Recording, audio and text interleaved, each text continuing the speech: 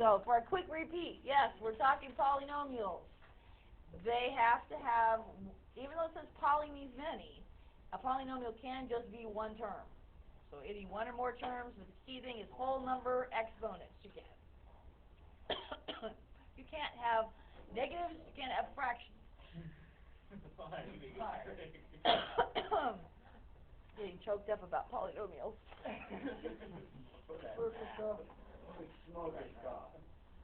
So typical polynomials look something like this.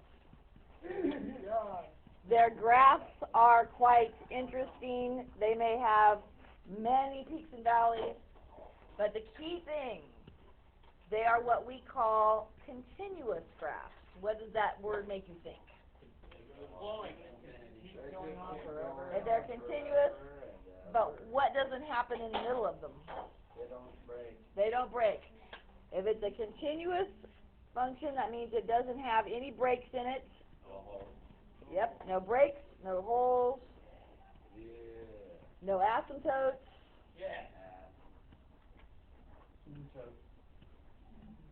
And you also won't have any sharp points on them. They'll be nice, smooth, rounded curves.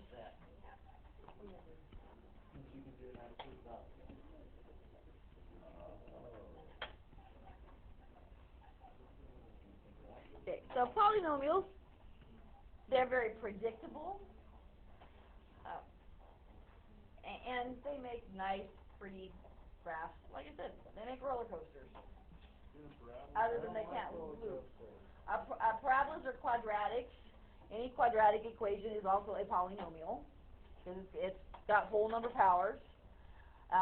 Virtually all the graphs we've drawn, x cubed, those types of x squared, x cubed, those all, anything with parabolas and scrabolas, those are also versions of polynomials. Now, square roots and cube roots would not be, because the square root is the same thing as a 1/2 power, so that's not true. But when I say no sharp points, you can't have a graph that does this. It can't have a sharp little point on it. It's got to always be a smooth, rounded curve. We learned last year about polynomials relatively quickly, and at that time, you all were pretty good at this. We're going to talk about what the end behavior of a polynomial does. And I mean the very ends of the graph. It's not an L, that's an I. So basically, you can have a polynomial that does this, or you can have a polynomial that does this. Where can the ends of the graph go? They go to infinity. So it's a matter of, do they, in the first one, they're both going down. Like straight down? Well, they're outward, going outward. They have to be a function. They have to pass through a line test. So you can have both ends going the same direction, or you can have the ends going in opposite directions. One end goes down, one end goes up. That's pretty much it. Okay, we knew how to tell last year what was going to happen. Just by looking at the equation, you could tell what it was going to be. So, Odds are even. Like, yes. It's going to have like 3 humps in it. Okay. The degree of a polynomial is the highest power. So you're looking at the highest power. As we're discovering, highest powers control a whole lot of things when it comes to the graphs of different functions. So this one has a degree of 3 because the highest power is 3. Okay, that's odd. And you were right. If it has an odd degree, which way do the ends go? Yes.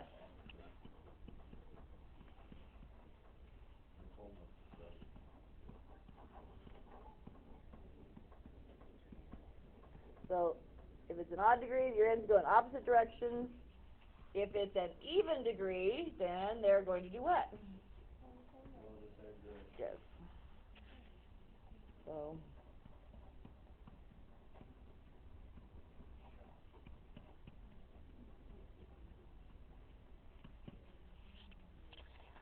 now, how did you know if it's an even? how did you know if both ends are going to go up or both ends are going to go down? If it's positive or negative, If what's positive or negative? the biggest what?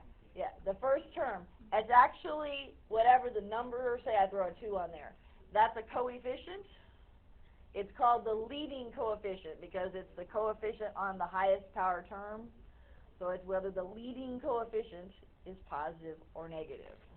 What if the leading isn't the highest? Okay, so even if it's not in order, the leading coefficient is, you have to find the highest power, and that coefficient is the one that you look at. It's not which one's written first. Normally a polynomial is supposed to be written from highest to lowest, so it should be the first. But if they mixed it up, if your powers are not in order, you would need to put them in order so that the first term is the one you're looking at. So leading coefficient, if it's positive, actually we kind of need to write this out. Actually, we'll just write it this way. Leading coefficient, if it's negative, the end behavior switches. We'll do some examples here to make more sense.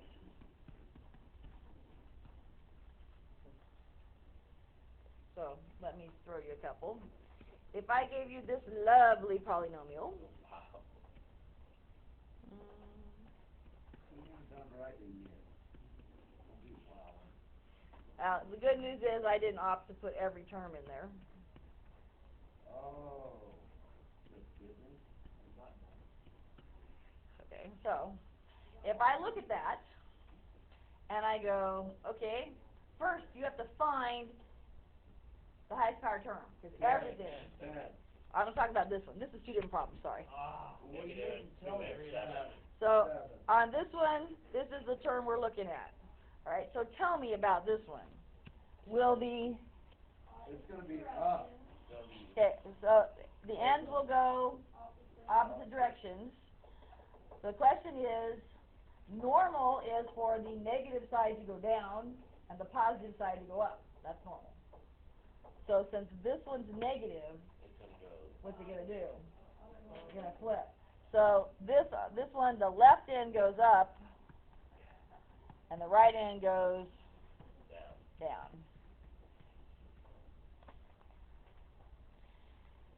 All right. Normal for even is for both to go up. And then if it's negative. If it's negative, both go down. So on here, what's your leading term you should look at? I was mean this time. Yeah, x 10. Yeah, x to the 10th is our highest power term.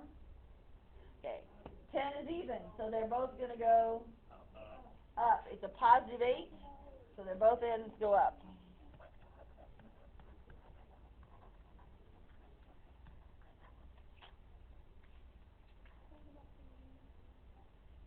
Okay. The other thing I want to look at is, do you remember how you could tell how many relative maximums and minimums, how many peaks and valleys there will be? Biggest It's like the biggest number minus 1, I think. Yes, it is. If you have x to the 7th, there could be as many as 6. It could be 6 or less relative maximums and minimums. So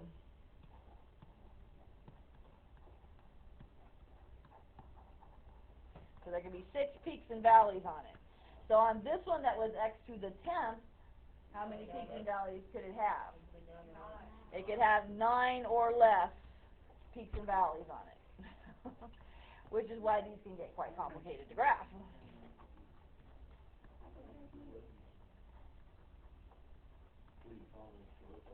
So just to have, so you've got something in there.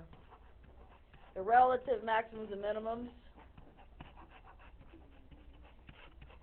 to find it, it's just take whatever the degree is and subtract 1. So whatever the highest power is minus 1, that's how many peaks and valleys you may have. Okay. Oh, the other thing we should talk about, how many times can any graph cross the x-axis? There's a way to know how many x-intercepts you'll have. The number of views you have, the number of axes you have. Yeah. Okay, so there's the number of degree you have. Yes. the number of x-intercepts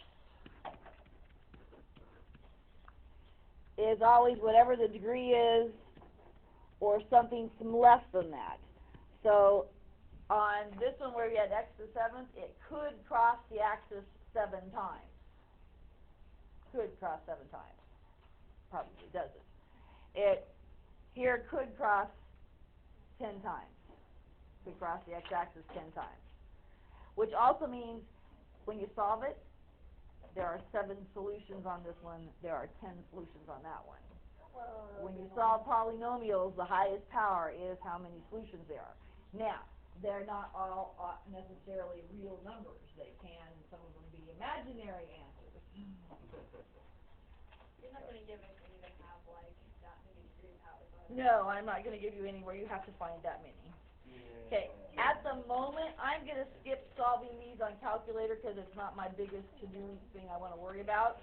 And we can always solve on calculator another day. So I'm not going to hit that now. What I want to hit is how you flat solve these babies, period. Flat solve.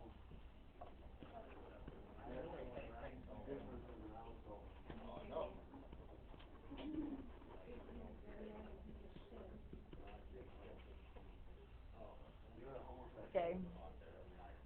And in the interest of time, I'm going to shortcut this a little bit and actually not solve these.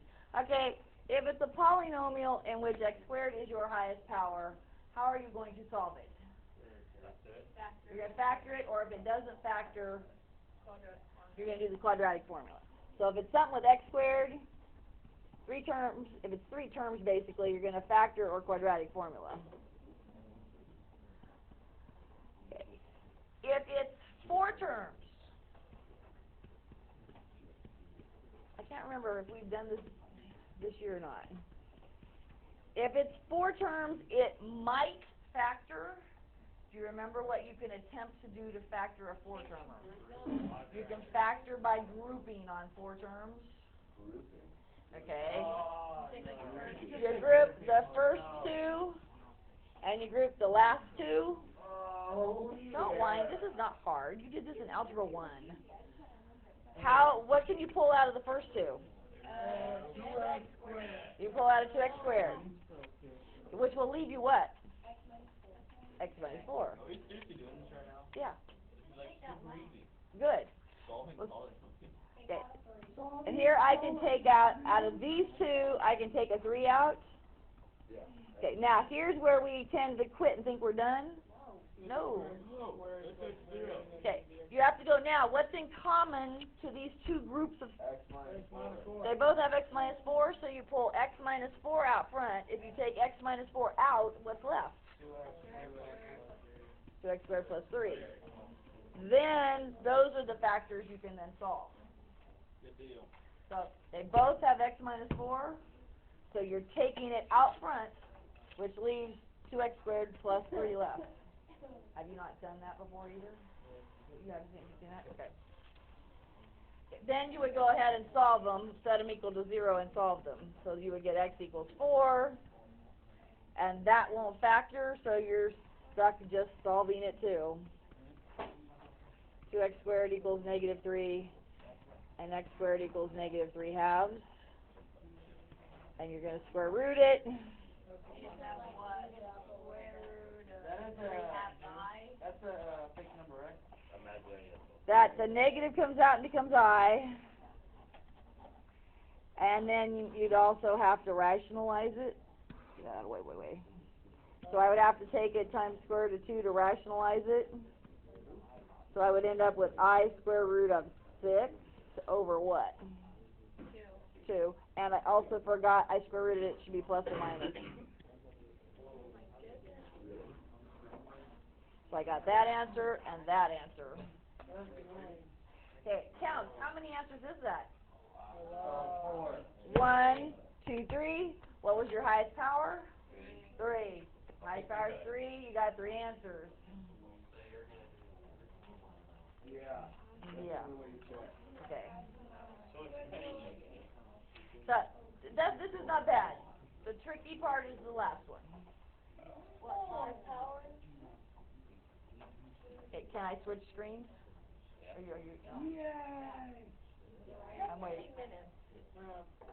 Yikes, I know, but I'm gonna let it run because I don't want to take time because I only have like 5 minutes or so left. 5 minutes or so. Oh,